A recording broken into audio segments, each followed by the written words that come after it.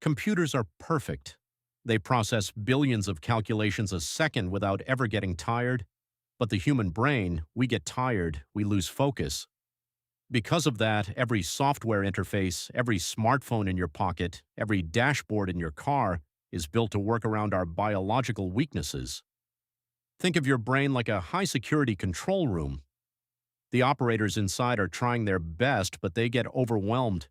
They miss obvious details and they need breaks to function properly. Whenever you look at a screen, technology acts like a messenger knocking on the door. It has to deliver information quickly without causing a panic or overloading the operators inside. Designing great technology means we do not force people to act like perfect machines. We force the machines to speak our deeply flawed, beautifully human language.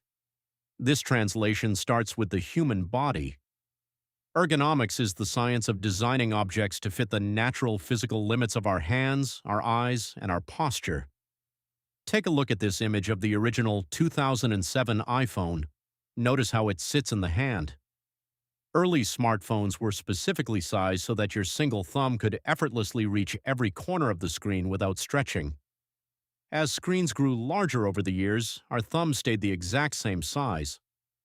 Since we could no longer reach the top comfortably, designers had to invent software workarounds. This is why your favorite apps move their navigation buttons to the bottom, and why features exist to make the whole interface physically slide downward. This physical friction becomes even more obvious when we hold a device for hours at a time. The way we naturally grip an object dictates exactly how the hardware has to be shaped. Look at the shape of this early PlayStation controller. The elongated grips sweep downward and outward, matching the relaxed resting position of the human palm. This specific angle prevents your wrists from aching during long play sessions. If a person has to stretch their fingers, strain their neck, or adapt their body to use a device, the technology has failed its primary job. It should fit us naturally. Once the hardware fits our hands, it has to communicate with our eyes. But humans do not simply see reality exactly as it is.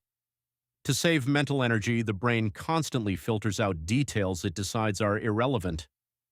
Designers exploit this filtering process by using color as a psychological shortcut. When you see a red button, your brain registers urgency or danger before you even read the text.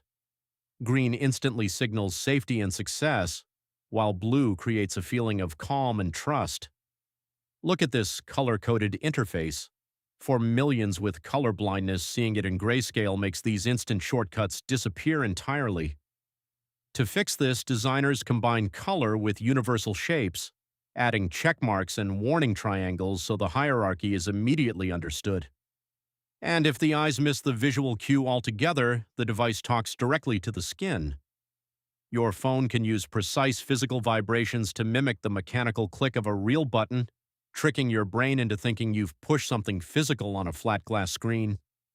By weaving together shape, color, and touch, technology feeds critical data straight into our nervous system, entirely bypassing the need for deep conscious thought. But even with perfect hardware and clear visual cues, there is a hard limit to what the mind can process at once. Our attention is a finite battery. In the digital economy, it is the most valuable resource on Earth. Modern software aggressively competes to drain that battery. Bright animations, constant notification sounds, and bottomless scrolling feeds are specifically engineered to keep your eyes locked on the screen for as long as possible. When an interface demands too much focus, something alarming happens. Because the brain only has so much bandwidth, a maxed-out mind can literally stop seeing the world around it. Objects right in front of us can dissolve into the background simply because we've run out of room to notice them. In a social media app, this cognitive overload is just frustrating. But behind the wheel of a car with a cluttered touchscreen or in the cockpit of an airplane, overloading the operator's attention becomes actively dangerous. The best interfaces do the exact opposite. They strip away the noise. They carefully protect the user's limited focus, presenting only the information that matters in that exact second. So let's look back at that busy control room inside your head. Creating great technology means supporting the entire biological system at once. Good ergonomics ensure the operators can physically reach the buttons without pain.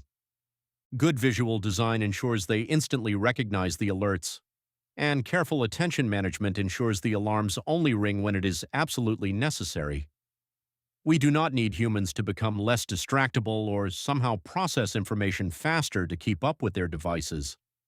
The future of technology is not just about building smarter machines, it is about creating machines that understand humans better. If you enjoyed this video and want to continue learning technology step by step, make sure to like this video and subscribe to Dev Course 101.